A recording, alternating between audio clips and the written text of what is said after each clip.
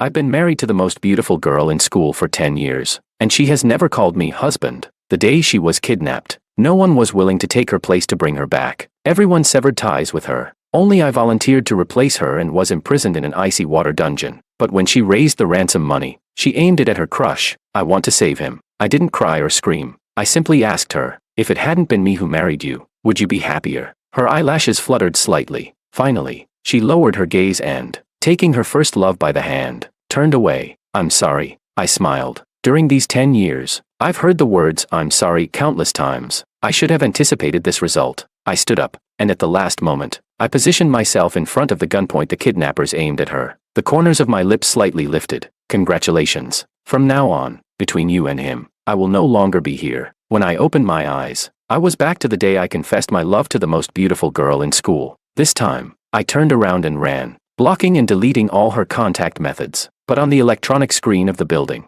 her tearful face appeared. George, without you, I won't be happy. No. Chapter 1. When Willow arrives. Dress more elegantly and change out of that tracksuit. I heard my father's reprimand. I pressed the spot where the bullet had pierced my body. There was no hole. I've been reborn.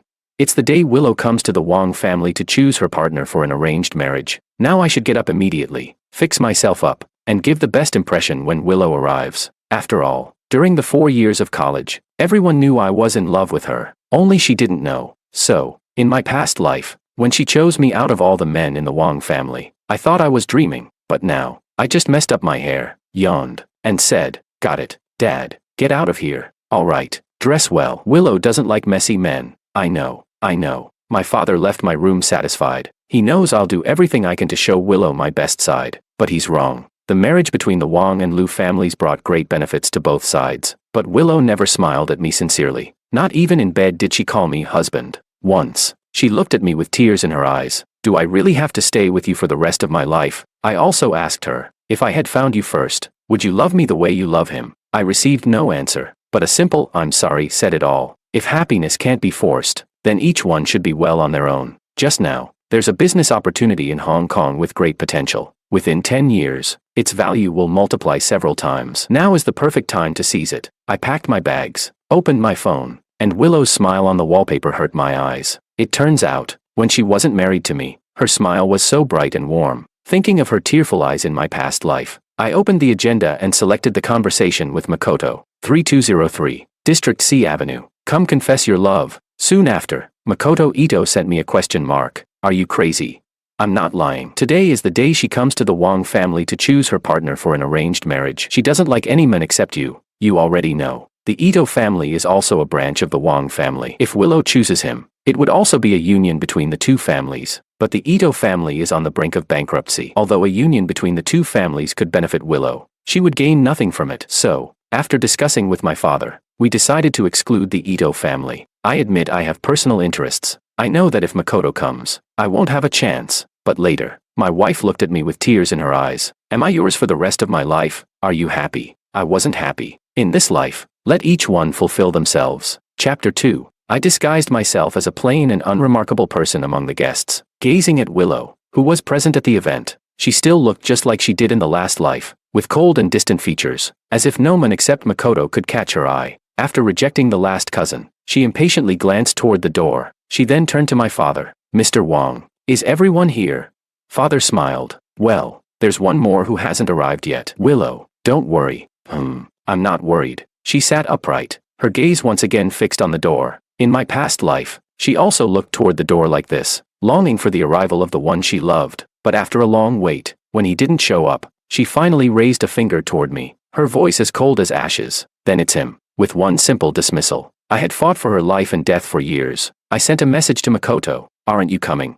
The next second, the door was pushed open. The two of us locked eyes. It felt as though we were meant to meet at this moment in this life. Just like in the last one. I lightly curled my lips. I pushed down the brim of my hat and turned to leave. Willow, without me, will you finally find happiness? Silently, I said to you, congratulations. Thank you, but I don't plan on marrying you. Willow's words stunned all the guests in attendance, who didn't know that Makoto was the one she loved. But I had already left and had no idea what was going on at the scene. Makoto thought he had misheard. Willow, you've rejected everyone from the Wong family. Is there anyone else you want to choose besides me? Willow looked at my father. Mr. Wong, Hasn't Geo arrived? Father was taken aback. Willow had always been indifferent toward me, and in the past life, she always called me by my full name. This was the first time she had addressed me so affectionately. That child. He had something come up just now and went out. Willow froze. What could be more important than being engaged to me? Father wiped the cold sweat from his forehead. It's fine, Mr. Wong. Willow sat there, resolutely. I'll wait for him to return. Father forced a smile. Willow, there are so many good men in the Wong family. Why do you have to wait for him? I only want him. Willow smiled. As soon as he returns, I'll get engaged to him, Mr. Wong. Father wiped his forehead again. Willow, you'd better stop waiting. Why? Willow blinked. Didn't he love me the most? This. At first, my father had thought so too, until I packed my things and came to say goodbye. He was taken completely by surprise, although he was upset about my sudden decision. After Mom left, he had been overly indulgent with me. After hearing my business plans and my disillusionment with love, he finally nodded and let me go. Father didn't know how to answer at first, but Makoto couldn't hold back anymore. Willow, he doesn't love you. Don't let him deceive you. If you don't believe me, look. He pulled up the chat history. Seeing the conversation, Willow suddenly stood up, grabbing her phone in disbelief. Her voice trembled. He asked you to confess to me. Makoto nodded. He never liked you that much. Everything in the past was just an act for you. I think he left in a hurry. Maybe he already has someone else he likes. Impossible. Willow looked up at Makoto, her distrust evident, leaving him stunned. George wouldn't do this to me. Mr. Wong. Willow turned to my father. You're not fooling around, right? As soon as George shows up, I'll go to the Civil Affairs Bureau to register the marriage. I swear as the eldest daughter of the Liu family. Willow, it's not that Mr. Wong doesn't want you to meet him. It's just, Father hesitated. He said he never wants to see you again in this lifetime. Willow's veins bulged in her hand. She opened her contacts on the phone, not believing it. How could he not want to see me? He clearly loves me the most. Until the message prompt was rejected, she finally swayed, almost losing her balance. Staring at the red exclamation mark in disbelief, she breathed shakily. He blocked me. Chapter 3. I heard today's the day Willow, the heiress of the Liu family, is getting engaged to the young master of the Wong family. That's not the Wong family, he's an Ito, the one Willow really loves, remember? Oh, right, the Wong family was that guy who kept pestering her relentlessly. If I were Willow, I'd be so disgusted. Wearing sunglasses, I waited by the roadside with my luggage. Overhearing the conversation, I gave a self-deprecating laugh. That relentless Wong family guy won't be pestering her anymore. This lifetime, I'd rather roam free and live without a care. I heard Willow booked a giant screen just for today. Look, right there on top of the tallest building. They say 10 seconds of ad time costs $100,000.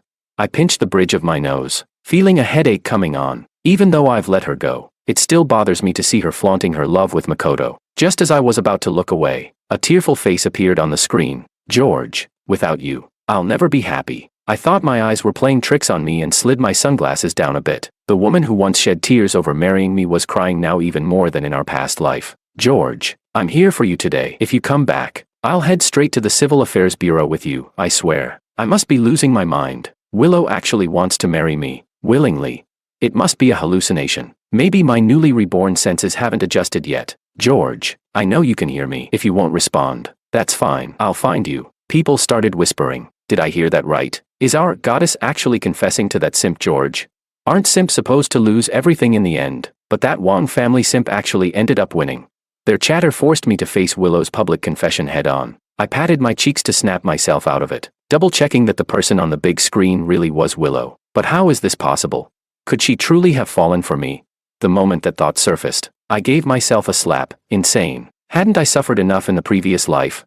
Apparently, Willow's even more pragmatic than I expected. For the sake of a beneficial family alliance, she can still endure being with someone she doesn't love. That realization left me cold inside. My taxi arrived. I jumped in with my suitcase and left. No sooner had I gotten out than someone pointed at me. That's him. Grab him. I froze, noticing a dozen or so people rushing toward me. That's when I realized they were after me. Without thinking, I dragged my suitcase and ran. I managed to hide in a convenience store, but the clerk stared at me for a few seconds and suddenly shouted, "George, oh my God, you walked right in here." Frightened, I darted back out, taking shelter in a narrow alley. I finally fished out my phone to check the news. The moment I opened the app, a glaring headline caught my eye. Willow offering a 10 million yuan reward to any helpful citizen who can provide clues to my whereabouts. How did Willow become like this? When we were together, the thing she regretted most was marrying me. I'm stepping aside so she can be happy. Why is she clinging so hard now? I pulled my collar up to cover half my face, shoved my sunglasses firmly on, and made my way toward the airport. George. A chill ran down my spine at the familiar voice. I wouldn't mistake it for anything else. It was the voice that had called my name countless times in our past life. George, how long are you going to run from me? I heard high heels clicking behind me. Right as she was about to grab my wrist, I flagged down a taxi and jumped inside. Drive. As fast as you can. I kept my face hidden, worried even the driver might turn on me if he recognized me. The taxi sped forward. I glanced back. No one was following, and breathed a sigh of relief, until the driver slammed on the brakes and I lurched into the seat in front. Mister, someone's blocking the road. I looked up to see a supercar pull off a flawless turn and stop right in front of us. That license plate. It was Willow. "Yes, sir. I'm sorry, but you've got to get out. I'm not taking you any farther." Seeing the 5 7s on the plate, the driver, clearly shaken, hurried me out. I didn't waste any time. Once out, I sprinted toward a nearby residential area. No way a supercar could follow me into such tight streets. "George, stop." Sure enough, Willow got out and chased me. Took the bait. I circled back, yanked open the supercar's door, and slid into the driver's seat, borrowing this for a bit. I'll return it once I reach the airport. With that, I floored the accelerator and sped away. Chapter 4. I thought I had finally managed to escape Willow, but when the roar of an engine suddenly filled my ears, I was still startled. Seeing Willow riding a motorcycle and speeding up beside me, I couldn't help but feel anxious for her. Racing against a supercar, has she lost her mind? She gave me a hand gesture with her helmet on. Stop. No way. This time, I had made up my mind to never get involved with her again. To make her give up, I floored the accelerator, pushing the car to its maximum speed, leaving her behind. If she still wanted to catch up in this situation, it was akin to seeking her own death. But then, a dark figure shot past me from the side. I was stunned. The motorcycle overtook me and made a sharp turn, stopping right in front of me. It seemed I was about to crash into her. I slammed the brakes, and my head collided with the airbag. The door of the supercar was pulled open, and she slid into the driver's seat. "I knew you couldn't bring yourself to crash into me." I slumped back into the passenger seat, utterly drained. "What do you want from me?" She tilted her head and looked at me, a teasing smile on her lips. "You've been avoiding me. Could it be that you're afraid that when you see me again, you'll still feel something?" Her words froze me. Could it be? Has she also been reborn? Isn't it pointless to keep pestering me? I was irritated. I spoke the same words she had said to me 1,000 times in the last life. A brief flash of sorrow seemed to cross her eyes, but it disappeared as quickly as it came. "George, admit it. You're just afraid that you'll fall for me again, and I'll have you wrapped around my finger." "Bullshit. Then would you dare let me go with you to Hong Kong?" I was momentarily taken aback. She smiled at me, and for a moment, I lost myself. She actually smiled at me. "Since you're going there for investment anyway, what? Are you afraid I'll follow you and you won't be able to handle it?"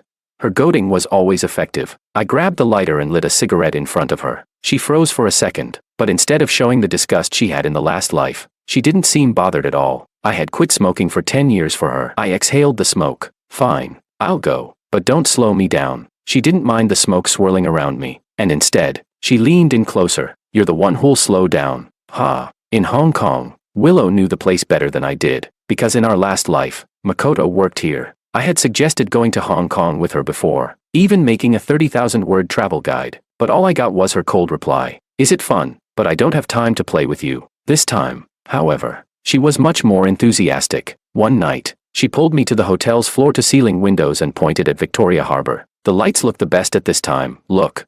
I wasn't really paying attention. "It's all right." The next day, she dragged me to Disneyland. From the entrance to the exit, holding a cotton candy and flipping through the photos of us. "Why don't you smile? The photos don't look good." I yawned. "I was dragged here by you. I'm not really interested." She paused, then smiled faintly. The next day, she took me to Victoria Peak, standing on top of Hong Kong and looking down at the entire city. "You said you liked climbing mountains the most." "It's okay." She looked at me, her eyes narrowing in confusion. "I remember you said you wanted to come here, did I?"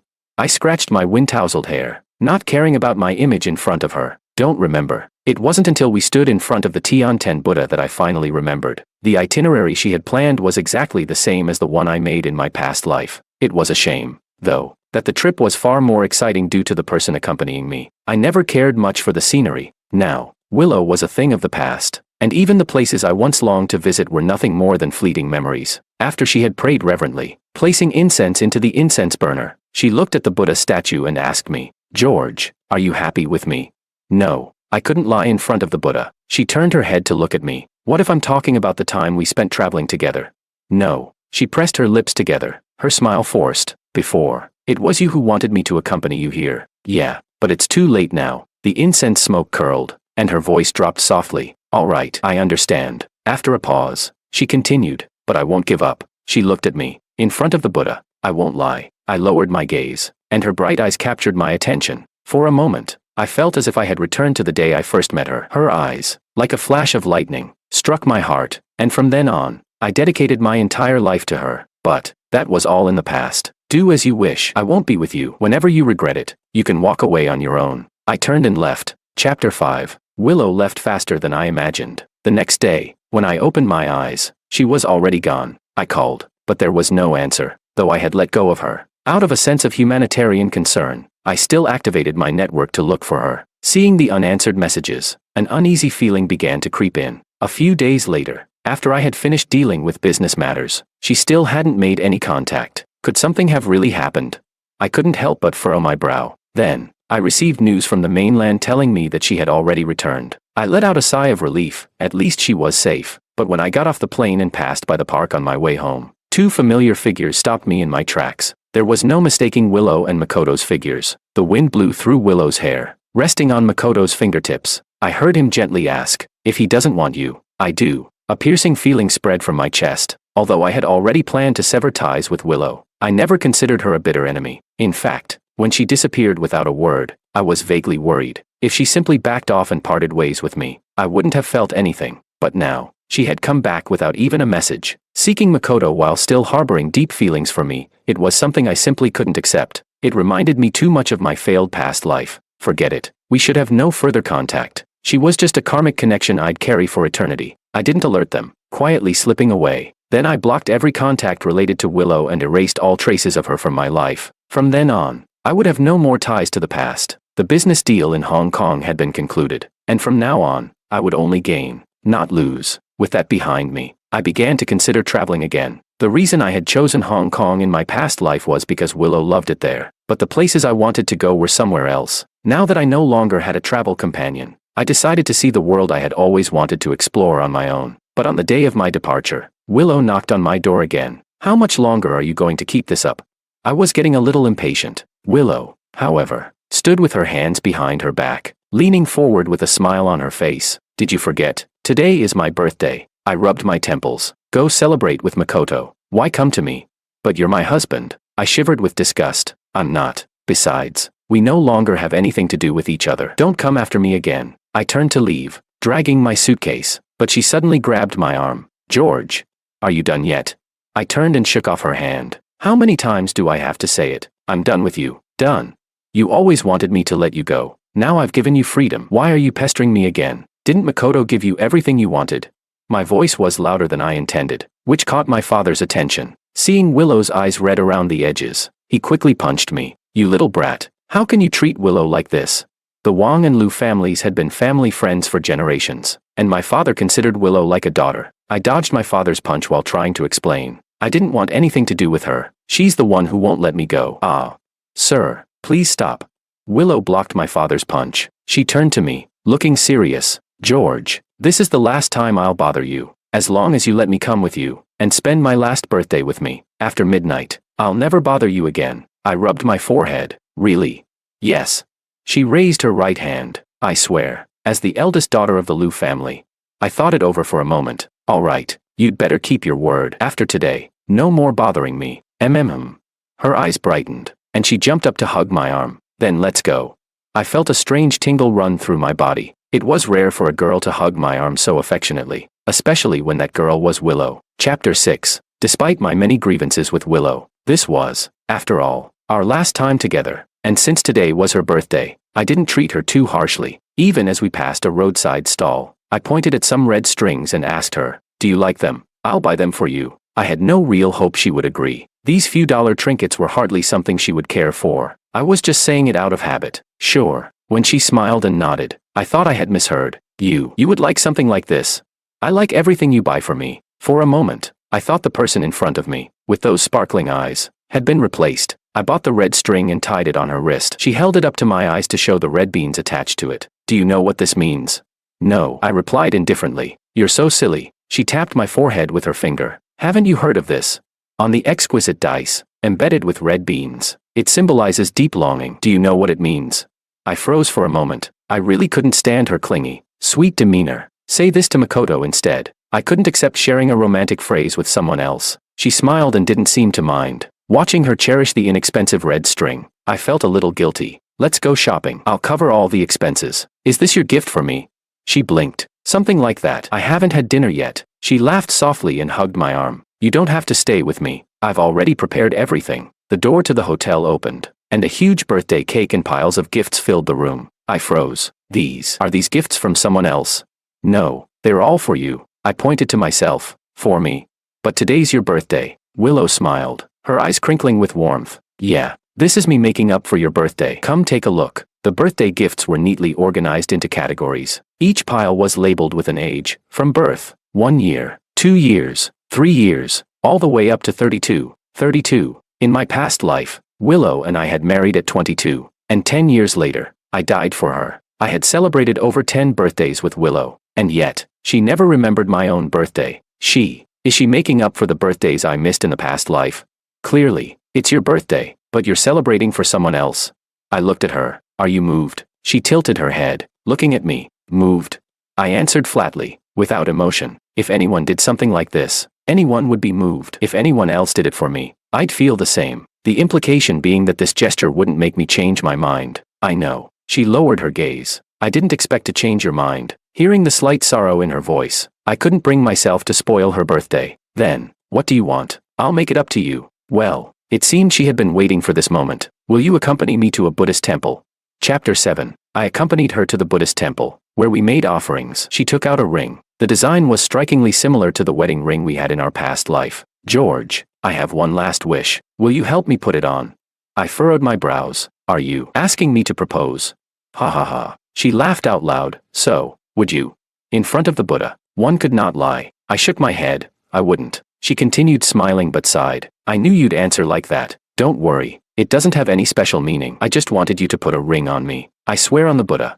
After midnight, I really won't bother you again. I sighed and slipped the ring onto her finger. She gazed at the ring for a moment, then gently leaned on me. I stiffened, but out of respect for the final moment, I didn't pull away. George, I love you. I responded lightly. You can't lie in front of the Buddha. That's why I came here to tell you. It was madness. I furrowed my brows. At first, I really didn't like you. But after 10 years, even a stone would have been warmed by the heat. Stop. I didn't want to hear any more. I remembered the past life, and I didn't want to listen to her anymore. She could always manipulate others' feelings so easily. I'm not lying. George. She rested her head on my shoulder and looked at the lights below the mountain. I know you hate me, and I don't ask you to forgive me. My biggest birthday wish is still that you can be happy forever. You're acting so strange today. I lowered my gaze, only to notice a few drops of blood on the back of my hand. Willow. I pulled her into my arms, and there was blood at the corner of her mouth. I'll take you to the hospital. Just as I was about to pick her up, she raised her hand to stop me. Don't, it's too late, it's midnight. The sound of the temple bell echoed. My breath trembled slightly. Midnight, what does that mean? My time is up, in the last life.